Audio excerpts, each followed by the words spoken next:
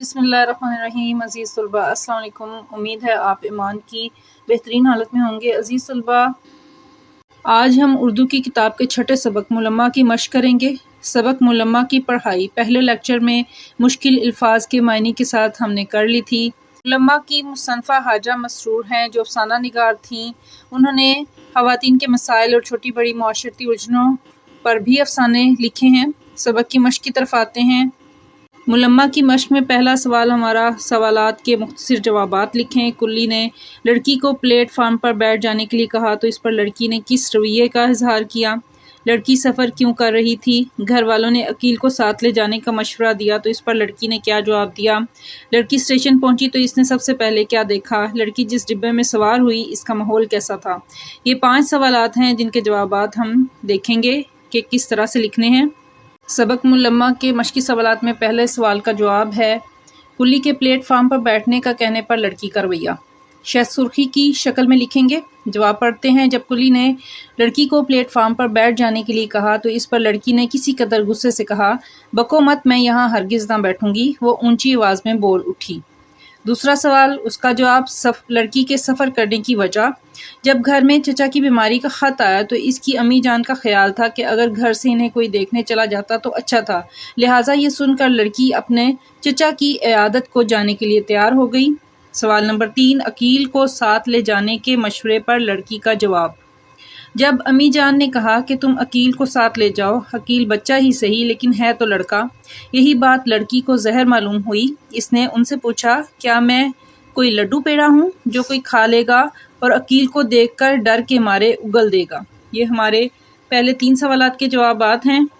چوتھا سوال، اسٹیشن پہنچنے پر سب سے پہلے لڑکی نے دیکھا۔ کیا دیکھا تھا؟ لڑکی جب اسٹیشن پہنچی تو اس نے سب سے پہلے ریلوے ٹکٹ گھر کی بند کھڑکیاں دیکھیں، پھر اس نے حیرانی سے اپنے ارد گرد دیکھا کہ زمین اور بینچوں پر سینکڑوں آدمی لاشوں کی طرح پڑے سو رہے تھے جیسے ان سب کو سفر کرنا ہی نہ تھا۔ سوال نمبر 5 ہے لڑکی جس ڈبے میں سوار ہوئی اس کا ماحول کیسا تھا؟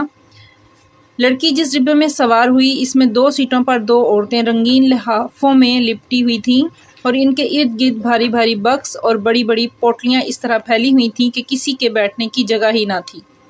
تیسری سیٹ پر کونے میں ایک عورت بالکل دبلی پتلی بیٹھی اپنے بچے کو دودھ پلا رہی تھی۔ اس کے قریب ایک دوسرا بچہ تقریباً 2 سال کا بیٹھا منمنا رہا تھا۔ ڈبے پر عجب اسمخلال طاری تھا۔ یہ ہمارے 5ویں سوال کا جواب ہے۔ عزیز طلباء، سوال نمبر 2 ہے، درست جواب پر نشان لگائیں۔ سبق ملمہ کے ماخذ کا نام کیا ہے؟ سب افسانے میرے۔ جب لڑکی ریلوے اسٹیشن پہنچی تو گاڑی آنے میں کتنی دیر تھی؟ 15 منٹ۔ سبق ملمہ اصناف ادب کے لحاظ سے افسانہ ہے۔ ملمہ کس کی تحریر ہے؟ حاجہ مسرور کی۔ لڑکی نے کلی کو کتنی رقم دی؟ 58۔ لڑکی کے سفر کا مقصد تھا بیمار چچا کی عیادت۔ لڑکی نے ریل کا سفر کس درجے میں کیا؟ انٹر میں۔ ہمارا سوال نمبر 3 ہے، لڑکی پر امیر زادے کی اصلیت کیسے واضح ہوئی؟ امیر زادے کی اصلیت کا کھلنا۔ چچا کے گھر پہنچنے کے بعد جب لڑکی دھوپ کھانے چھت پر گئی تو اس نے سفر کے واقعات سے دھیان ہٹانے کی غرض سے پڑوس میں جھانک کر دیکھا تو گوبر سے بھرے ہوئے صحن میں بانس کی بغیر بستر کی چارپائی، آپ کی کتاب میں یہاں پہ لفظ استعمال ہوا ہے بانس کی کھری چارپائی۔ کھری چارپائی کا مطلب ہے بستر کے بغیر۔ کوئی نوجوان تہبند باندھے اوندھا پڑا دھوپ لے رہا تھا۔ اچانک اس نے کروٹ بدلی تو معلوم ہوا کہ یہ تو وہی لڑکا ہے۔ دونوں نے ایک دوسرے کو غور سے دیکھا۔ نوجوان اپنی اصلیت کے ظاہر ہونے پر نادم تھا، پھر اس نے بڑی چالاکی سے کروٹ بدل لی۔ چچا زاد بہن نے لڑکی کو بتایا کہ یہاں ایک بیوہ اور اس کا بیٹا رہتے ہیں، بیچاری عورت کپڑے سلائی کر کے گزر بسر کرتی ہے۔ اس طرح سے امیر زادے کی اصلیت لڑکی پر کھل گئی۔ سبق کی مشق میں ہمارے پاس چوتھا سوال ہے، سبق کے متن کو مد نظر رکھ کر درست یا غلط پر نشان لگائیں۔ گاڑی ہمیشہ لیٹ رہتی ہے، کلی نے کہا۔ درست۔ لڑکی کو ماموں کی بیماری کا خط ملا تھا، غلط۔ چچا کی بیماری کا خط ملا تھا، کلی 1 روپے کا سکہ پا کر خوش ہو گیا، غلط۔ 58 ملی تھی اسے، چچا کے ہاں لڑکی کا استقبال خوشی سے کیا گیا، درست۔ سوال نمبر 5 ہے، اردو میں اسم کی باللحاظ جنس 2 قسمیں ہیں، مذکر اور مؤنث۔ اردو گرامر کا ایک کوسچن ہے، یعنی ہر اسم چاہے وہ جاندار ہو یا بے جان مذکر ہوگا یا مؤنث ہوگا۔ اگرچہ ماہرین قواعد نے تذکیر و تانیث کے کچھ اصول بنائے ہیں، لیکن عام طور پر تذکیر و تانیث اہل زبان کے بول چال ہی کے تابع ہوتے ہیں۔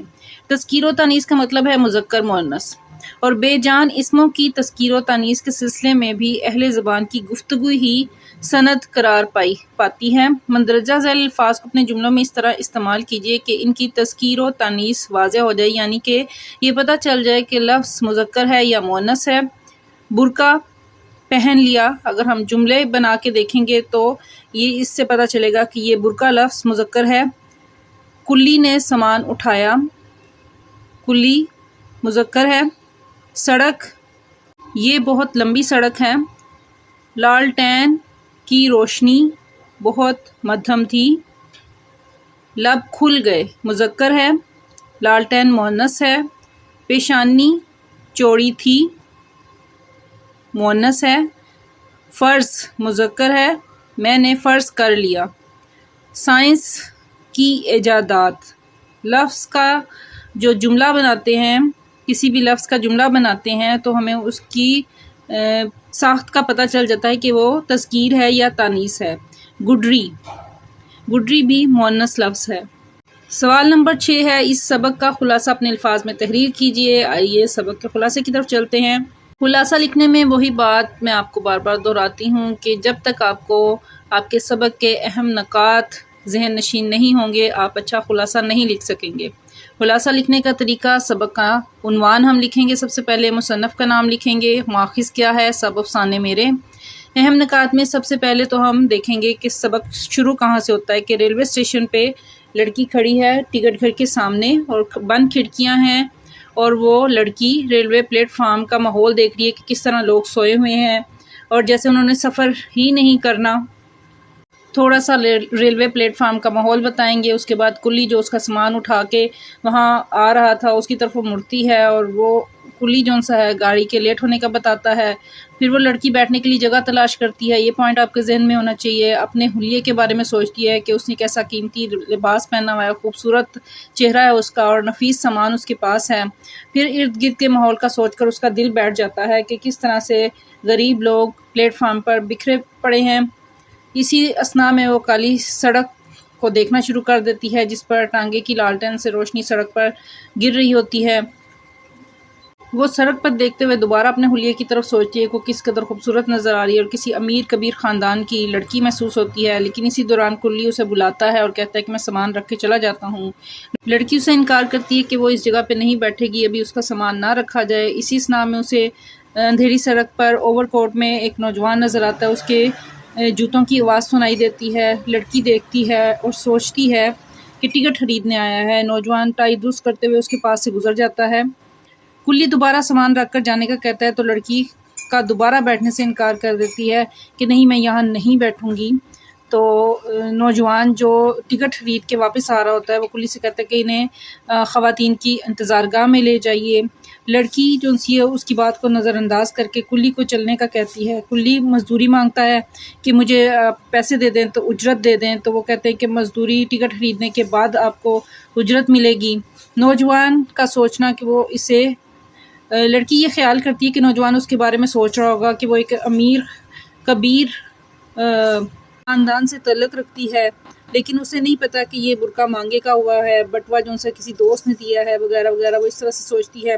لڑکی جو سے اپنی غربت چھپانے کی کوشش کرتی ہے اور سوچتی ہے کہ سفر کی وجہ اس کی کیا ہے، وہ کیوں سفر کر رہی ہے۔ تو اسے خیال آتا ہے کہ چچا کی تیمارداری کا جو خط آیا تھا، اس کے بعد اس کی والدہ نے کہا تھا کہ چونکہ اس کے والد فوت ہو چکے ہیں تو چچا نے ان کے خاندان کا بہت دھیان رکھا تھا، تو وہ کہتی ہیں کہ ہمیں بھی چاہیے کہ ان کی تیمارداری کریں، ورنہ وہ کہیں گے کہ بھائی کی وفات کے بعد ہمیں پوچھا نہیں۔ اور وہ ساتھ میں یہ کہتی ہیں کہ اپنے چھوٹے بھائی عقیل کو ساتھ لے جائے، تو جو وہ اسے ساتھ لے جانے سے انکار جس طرح کرتی ہے وہ آپ بیان کریں گے۔ پھر وہ اکیلے سفر کرتی ہے، اور پھر اسی دوران کلی جو ہے اس کی سوچوں میں مخل ہوتا ہے، وہ کہتا ہے کہ ٹکٹ گھر جو ہے وہ کھل گیا ہے، اب اسے 3rd کلاس کا ٹکٹ خریدنا ہے۔ لیکن وہ ساتھ میں یہ بھی سوچ رہی کہ اگر اس نوجوان نے دیکھ لیا، اس کو پتہ چل گیا، تو اسے بہت شرمندگی ہوگی کہ اس نے کیسا لباس پہنا اور کس ڈبے میں کس درجے میں سفر کر رہی ہے۔ اسی دوران ٹرین آ جاتی ہے اور 3rd کلاس ڈبے کی طرف کلی اس کا سامان لے کے چل پڑتا ہے۔ جب وہ وہاں پہنچتے تو نوجوان کو وہاں دیکھتی ہیں کہ نوجوان پہلے ہی وہاں پہ موجود ہے، تو وہ کلی کو ڈانٹ دیتی کہ مجھے کیوں یہاں پہ لے کے آئے ہو، میں نے یہاں سفر نہیں کرنا۔ وہ کلی کو اس رش میں سے، ہجوم میں سے نکال کے باہر آ جاتی ہے پلیٹ فارم پہ، اور پلیٹ فارم پہ مختلف ڈبے جون سے ہیں ان کے درجے پہ جو نوٹ لکھے ہوتے ہیں وہ پڑھنے لگ جاتی ہے۔ انٹر کلاس ڈبے میں وہ پھر سفر کرتی ہے، انٹر کلاس کے ڈبے کے سامنے وہ آ کے رک جاتی ہے اور وہاں کلی سے کہتی ہے کہ اسے یہیں پہ اترنا ہے۔ کلی سامان اندر لے کے جاتا ہے تو کلی کو وہ اٹھوائی 8 آنے دیتی ہے، جس سے وہ بہت خوش ہو جاتا ہے۔ اسی دوران نوجوان جو ہے اسے دیکھ رہا ہوتا ہے اور مسکرا رہا ہوتا ہے کہ گاڑی کی سیٹی کی آواز آتی ہے، چلنے کا اعلان ہوتا ہے، تو نوجوان جو ہے آگے بڑھ جاتا ہے اور کلی اتر جاتا ہے۔ لڑکی کو اب یہ خوف ہوتا ہے کہ ٹکٹ چیکر اگر آ جائے گا تو اس کا ٹکٹ چیک کرے گا تو وہ ایک انٹر کلاس میں سفر کر رہی ہے، حالانکہ ٹکٹ اس کے پاس 3rd کلاس کا ہے، تو اسے اپنے ملمہ کے اتر جانے کا خوف ہوتا ہے۔ ڈبے کا ماحول پھر وہ دیکھتی ہے اسی دوران کہ 2 عورتیں جو لحافوں میں لپٹی ہوئی ہیں اور ایک عورت جو بچے کو دودھ پلا رہی ہے، ایک چھوٹا بچہ رو رہا ہے۔ یہ سارا منظر آپ بیان کریں گے۔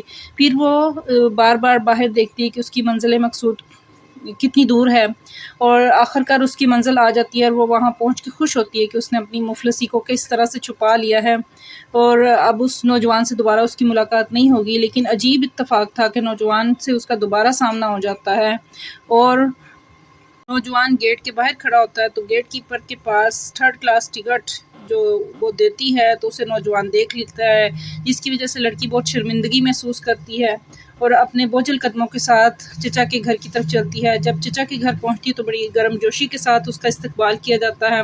یہ استقبال اس لیے کیا جاتا ہے کہ اس نے اکیلے سفر کیا ہے چچا کی عیادت معلوم کرنے کے لیے، لیکن لڑکی کا دل جو ہوتا ہے وہ اندر سے بجھا ہوتا ہے، وہ اداس ہوتی ہے۔ کھانا کھانے کے بعد وہ کہتی کہ میں چھت پر ٹہلنے کے لیے جانا ہے، دھوپ کے سینکنے کے بہانے وہ چھت پہ چلی جاتی ہے، اور چھت پہ جب ٹہلتے ٹہلتے وہ ارد گرد کے گھروں میں جھانکتی ہے تو ایک گھر میں اس کی نظر پڑتی ہے کہ ایک لڑکا جو ہے وہ چارپائی پہ الٹا لیٹا ہوا ہے، تہبند باندھی ہوئی ہے اس نے، اور چارپائی پہ کوئی بستر نہیں ہے، بانس کی چارپائی ہے۔ جب سے وہ پلٹتا ہے تو اس کی نظر اس لڑکی پہ پڑتی ہے، اور دونوں ایک دوسرے کو دیکھتے ہیں تو وہ لڑکا دوبارہ سے الٹا ہو جاتا ہے، رخ بدل لیتا ہے، اور دونوں کا جو ملمہ تھا، بناوٹی رکھ رکھاؤ تھا، ایک دوسرے پر کھل جاتا ہے۔ تو پھر لڑکی کی جو کزن تھی چچا کی بیٹی، اسے بتاتی ہے کہ یہ ایک بیوہ عورت کا گھر ہے جو محنت مزدوری کرتی ہے، اور اس کا بیٹا جو سا یتیم ہے اور وہ شہر پڑھنے جاتا ہے، اور عورت بہت سیدھی سادی ہے،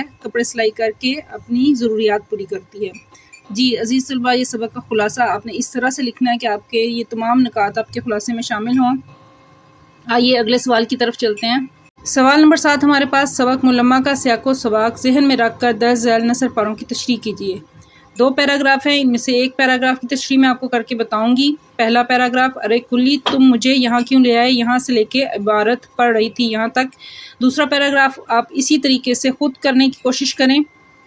پہلا نثر پارہ یا پیراگراف، ارے کلی تم مجھے یہاں کیوں لائے، وہ پوری طاقت سے چلائی اور کلی کو لے کر کسی طرح اس ہجوم سے نکل کر دوبارہ پلیٹ فارم کی پیمائش کرنے لگی۔ اس کی نگاہوں کے سامنے سینکڑوں میلے کچیلے برقعے غباروں کی طرح اڑ رہے تھے۔ کاش وہ بھی ایک ایسا ہی برقع اوڑھے ہوتی تو کوئی اس پر طنز سے مسکرانے والا نہ ہوتا۔ اس کے دل کے کسی گوشے میں یہ آرزو پھڑپڑانے لگی۔ وہ ہر پھر کر بلا مقصد ہی درجوں پر لکھی ہوئی عبارت پڑھ رہی تھی۔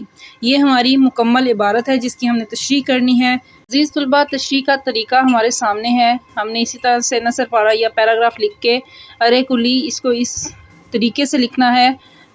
مکمل عبارت جواب میں لکھنے کی ضرورت نہیں ہوتی۔ اس کے بعد حوالہ متن، سبق کا حوالہ کیا ہے، سبق کا عنوان، ملمہ، مصنف کا نام، حاجرہ مسرور، صنف سخن، افسانہ، ماخذ، سب افسانے میرے ہیں۔ حد کشیدہ الفاظ کے معنی، اس میں 5 الفاظ نکالے ہیں۔ کاش، خواہش کا اظہار کرنا، طنز، دل دکھانے والی بات یا تمسخر اڑانے والی بات، ہیر پھر کر، گھوم پھر کر، کلی سامان اٹھانے والا، اور آرزو، خواہش یا تمنا۔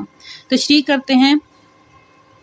تشریح طلب پیراگراف، مصنفہ حاجرہ مسرور کی تصنیف سب افسانے میرے کے ایک افسانے ملمہ سے لیا گیا ہے۔ حاجرہ مسرور نے زندگی کے عام موضوعات پر طب آزمائی کی ہے۔ ان کے افسانوں کے زیادہ تر موضوع خواتین کے مسائل اور چھوٹی بڑی معاشرتی الجھنیں ہیں۔ دیے گئے پیراگراف میں بھی وہ ایک ایسی لڑکی کی ذہنی کیفیت بیان کر رہی ہیں جس نے خود پر امیری کا ملمہ چڑھایا تھا۔ وہ گھر سے اپنے چچا کی تیمارداری کے لیے سفر پر نکلی تھی۔ ریلوے اسٹیشن پر اس نے 3rd کلاس کا ٹکٹ لیا۔ اچانک اس کی نظر اوور کوٹ میں ملبوس نوجوان پر پڑتی ہے جو اسے غور سے دیکھ رہا ہوتا ہے۔ لڑکی اپنے برقعے سے کسی امیر گھر کی دکھائی دیتی ہے۔ لڑکی یہ سوچ کر 3rd کلاس ڈبے میں بیٹھنے کو اپنی توہین خیال کرتی ہے، اپنی بے عزتی خیال کرتی ہے۔ یہاں تک ہم نے مختصر الفاظ میں وہ واقعہ بیان کیا ہے جس پہ لڑکی چلاتی ہے کہ وہ کلی سے کہتی ہے کہ اسے وہ یہاں کیوں لے کے آیا ہے۔ جب کلی لڑکی کو 3rd کلاس ڈبے کے پاس لاتا ہے تو وہاں بھی اسے وہی امیر زادہ نظر آتا ہے۔ اپنی شرمندگی کو چھپانے کے لیے وہ کلی پر غصہ کرتی ہے، اسے ڈانٹتی ہے کہ تم مجھے 3رے درجے کے ڈبے میں کیوں لائے ہو۔ وہ کلی کو ڈانٹتے ہوئے 3رے درجے کے ڈبے کے سامنے لوگوں کی بھیڑ سے نکال کر دوبارہ ریلوے پلیٹ فارم پر آ جاتی ہے۔ یہ ہمارے اس جملے کی تشریح ہے کہ جس میں وہ کہتا ہے کہ ارے کلی تم مجھے یہاں کیوں لائے۔ وہ پوری طاقت سے چلائی اور کلی کو لے کر کسی طرح اس ہجوم سے نکل کر دوبارہ پلیٹ فارم کی پیمائش کرنے لگی۔ جب بھی ہم تشریح کرتے ہیں تو ہم 3 گنا زیادہ کر کے ان الفاظ کو لکھتے ہیں، انہیں کھول کے بیان کرتے ہیں۔ اور خواہ مخواہ ادھر ادھر دیکھنے لگی تو بہت سی خواتین اسے میلے کچیلے کپڑوں اور برقعوں میں عجیب و غریب حلیے میں نظر آتی ہیں۔ انہیں دیکھ کر اس کے دل میں ایک خواہش پیدا ہوتی ہے کہ کاش وہ بھی اتنا قیمتی برقع نہ پہن کر آتی، وہ بھی کسی ایسے ہی گندے مندے برقعے میں لپٹی ہوتی تو اسے اس امیر زادے سے اپنی شخصیت کو چھپانا نہ پڑتا۔ اب یہ جملہ ہمارے پاس ہے کہ اس کی نگاہوں کے سامنے سینکڑوں میلے کچلے برقعے غباروں کی طرح اڑ رہے تھے۔ کاش وہ بھی ایک ایسا ہی برقع اوڑھے ہوتی تو کوئی اس پر طنز سے مسکرانے والا نہ ہوتا۔ اس جملے کی تشریح ہم کر رہے ہیں اور وہ آسانی سے 3رے درجے کے ڈبے میں سوار ہو جاتی، اسے امیر زادے کی دل دکھانے والی مسکراہٹ کا سامنا نہ کرنا پڑتا، یعنی طنز سے مسکرانے والا نہ ہوتا۔ اس کو ہم نے کھول کے بیان کیا ہے۔ اس کے دل میں پیدا ہونے والی اس تمنا نے اسے بے چین کر دیا، یعنی کہ اس کے دل کے کسی گوشے میں یہ آرزو پھڑپھڑانے لگی۔ اس کی ہم تشریح کر رہے ہیں۔ وہ ایسے ہی خیالوں میں گم، بغیر مقصد بغیر وجہ کے ریلوے ٹرین کے ڈبوں کے درجوں پر لکھی عبارتیں پڑھنے لگی اور سوچنے لگی کہ اپنی اس شرمندگی کو کیسے چھپائے جو اس کی امیر دکھنے والی شخصیت کی وجہ سے پیدا ہوئی ہے۔ اس بناوٹی امیری کے لبادے سے کس طرح نجات حاصل کرے جو اسے اس امیر زادے کے سامنے ہو رہی ہے۔ عزیز طلبہ، یہ ہمارا تشریح کرنے کا طریقہ ہے کہ جب بھی ہم تشریح کرتے ہیں تو عبارت ہمارے پاس 4 یا 5 لائنوں کی اگر ہے تو ہم نے اس کو 3 گنا زیادہ بیان کرنا ہے۔ جی عزیز طلبہ، ملمہ کی پڑھائی اس کی مشق کے ساتھ ہی ہمارا ملمہ کا سبق مکمل ہوا۔ آئندہ لیکچر میں نئے سبق کے ساتھ پھر ملاقات ہوگی۔ اللہ تعالی ہم سب کا حامی و ناصر ہو۔ میرے چینل کو ضرور سبسکرائب کریں تاکہ نئے آنے والے لیکچر کی ویڈیو آپ کو جلد مل سکے۔